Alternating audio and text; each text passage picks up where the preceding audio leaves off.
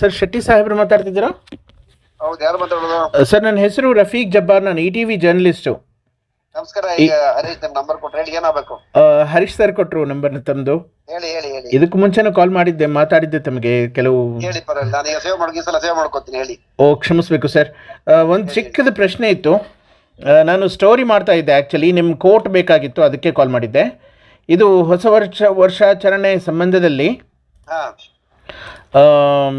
ರಾಜಧಾನಿ ಎಲ್ಲ ಹೋಟೆಲ್ಸ್ ರಿಸಾರ್ಟ್ಸ್ಗಳಲ್ಲಿ ಏನೇನು ಆಫರ್ಸ್ ಇದ್ದಾವೆ ಎಸ್ಪೆಷಲಿ ಫಾರ್ ನ್ಯೂ ಇಯರ್, ಅದರ ಸಂಬಂಧದಲ್ಲಿ ಏನು ಆಫರ್ಸ್ಗಳಿದ್ದಾವೆ, extra facilities. First of all ಏನಾಗಿದೆ, ಇಯರ್ ಎಂಡ್ ಬಂದ್ರೆ ಈ ಸಿಟಿ ಅವ್ರು ಎಲ್ಲರೂ ಎಲ್ಲ ಔಟ್ ಆಫ್ ಬ್ಯಾಂಗ್ಳೂರ್. ಓಹೋ, ಆಯ್ತಾ? ಈಗ ಕಂಟಿನ್ಯೂಸ್ ಏನಾಗತ್ತೆ, 25ರಿಂದ 31 ತಾರೀಕು ಜನ ಹೊರಗೆ ಹೋಗೋದು ಜಾಸ್ತಿ. ಓಕೆ. ಬೆಂಗಳೂರು ಖಾಲಿ, ಹೊರಗಡೆ. ಇಲ್ಲಿ ಬೆಂಗಳೂರಲ್ಲಿ ಇದ್ದವ್ರನ್ನ ಏನಾದ್ರು ಸೇರ್ಸ್ಕೊಳಕ್ಕೆ ಈ ತರ ಆಫರ್ ಕೊಡ್ಬೇಕಾಗತ್ತೆ. ಆಫರ್ ನಲ್ಲಿ ಏನಾಗಿದೆ, ಎಸ್ಪೆಷಲಿ ಇಯರ್ ಎಂಡ್ ಜನ ಸೆಲೆಬ್ರೇಷನ್ ಮಾಡೋದು ಬಾರು ಪಪ್ಪು ಇಂತ ಕಡೆ. ಹೌದು. ಆಯ್ತಾ? ಈಗ ಈ ಸಾರಿ ಏನಾಗಿದೆ, ಪೊಲೀಸ್ ರೆಸ್ಟ್ರಿಕ್ಷನ್ ಜಾಸ್ತಿ ಆಗಿದೆ. ಸೆಲೆಬ್ರೇಷನ್ ಕಡಿಮೆ ಆಗತ್ತೆ. ಮನೆಗಳಿಗೆ ನಾವು ಕೆಲವು ರೆಸ್ಟೋರೆಂಟ್ ಅವ್ರಿಗೆ ಏನ್ ಹೇಳ್ತೀವಿ, ಮನೆಗಳಲ್ಲೇ ಮಾಡೋರಿಗೆ ಪ್ಯಾಕೇಜ್ ಊಟಗಳ ಪ್ಯಾಕೇಜ್ ಕೊಡಿ, ಕೋಂಬೋ ಊಟಗೆ ಆ ತರದ್ ಕೊಡಿ ಅಂತೀವಿ. ಓಕೆ.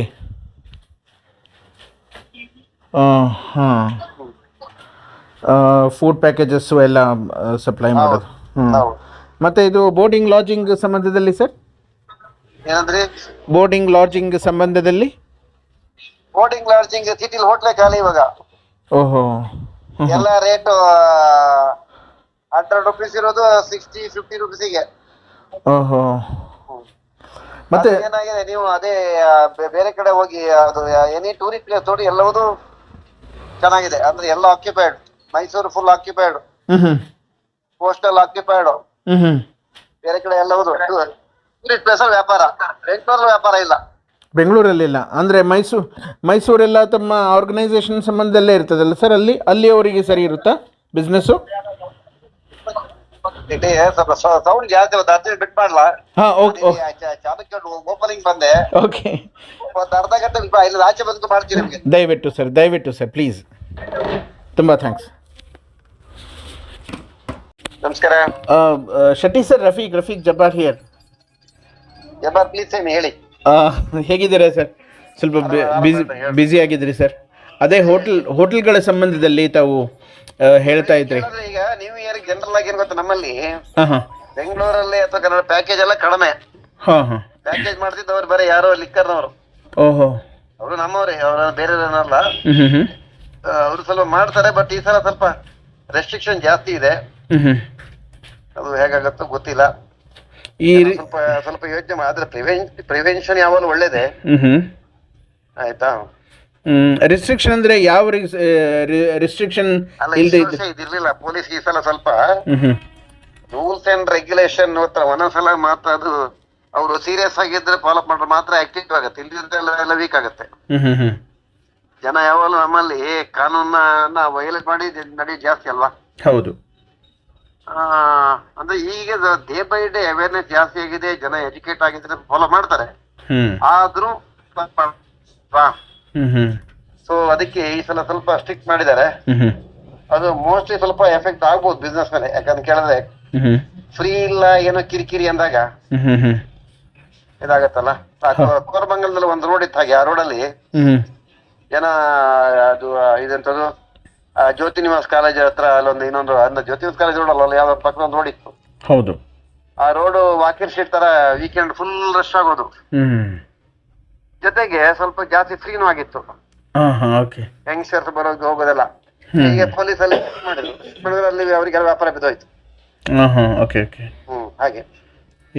ಹಾಗೇನೆ ತುಂಬಾ ಸ್ಟ್ರಿಕ್ಟ್ ಇದೆ ಅಂದಾಗ ಜನ ಏನ್ ಮಾಡ್ತಾರೆ, ಯಾವ್ದಕ್ಕೆ ರಿಸ್ಕ್, ಮನೇಲಿ ಟಿವಿ ನೋಡ್ಕೊಂಡು. ಹೌದು.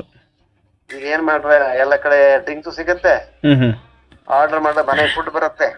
ಹೌದು ಅಲ್ವಾ? ಹೌದು ಸರ್. ಸೊ ಹಾಗಾಗಿ ನಮ್ಮ ಪ್ರಕಾರ ಈ ಸಲ ನಿರೀಕ್ಷೆ ಇಟ್ಟಷ್ಟು ವ್ಯಾಪಾರ ಆಗುತ್ತೋ ಗೊತ್ತಿಲ್ಲ ಎಲ್ರಿಗೂ. ಅಂದರೆ ಕೆಲವು ಕಡೆ ನೀವು ಹೇಳ್ತಾ ಇದ್ರಿ ಮೈಸೂರು ಮತ್ತು ಬೇರೆ ಅಕ್ಕಪಕ್ಕದ. ಅಲ್ಲ ಇದು ನೀವು ನೋಡಿ ಎಲ್ಲಾ ಟೂರಿಸ್ಟ್ ಪ್ಲೇಸ್ ಚೆನ್ನಾಗಿದೆ ಈಗ. ಓಕೆ. ಆಲ್ಮೋಸ್ಟ್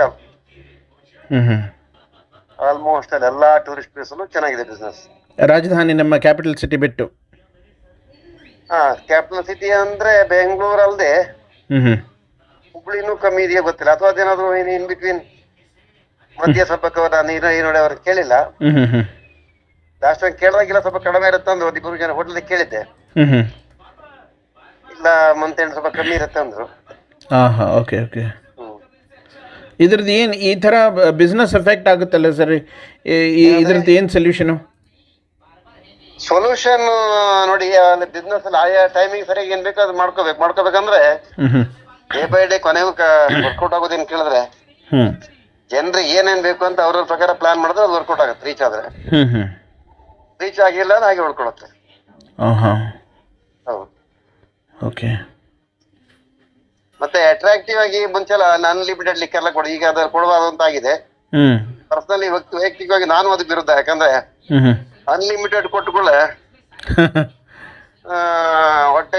ಅವ್ರಿಗೆ ಹೊಟ್ಟೆ ಹಿಡಿದಷ್ಟು ಕುಡಿತಾರೆ, ಕುಡಿದು ಅದರಿಂದ ನ್ಯೂಸೆನ್ಸ್ ಆಗತ್ತೆ ಹೊರತು ಅನುಕೂಲ ಆಗಲ್ಲ. ಡೇಂಜರಸ್. ಹೌದು.